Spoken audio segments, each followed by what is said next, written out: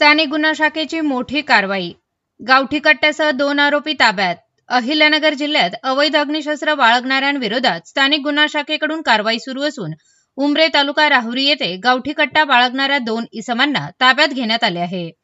आरोपीकडून एक गावठी कट्टा, 2 जिवंत काडतुसे व वाहनासह एकूण 5,52,000 रुपयांचा मुद्देमाल जप्त करण्यात आला। सोमनाथ घारगे यांच्या आदेशानुसार जिल्ह्यातील अवैध शस्त्रधारकांवर कारवाई करण्यासाठी स्थानिक गुन्हा शाखेचे पथक कार्यरत होते।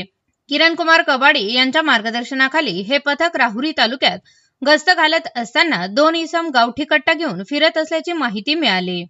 मिळालेल्या माहितीनुसार पोलिसांनी उमरे येथील हॉटेल माऊली परिसरात सापळा रचला। तेथे पांढऱ्या रंगाच्या वाहनाची तपासणी केली असता वाहनात 2 संशयित इसम आढळले।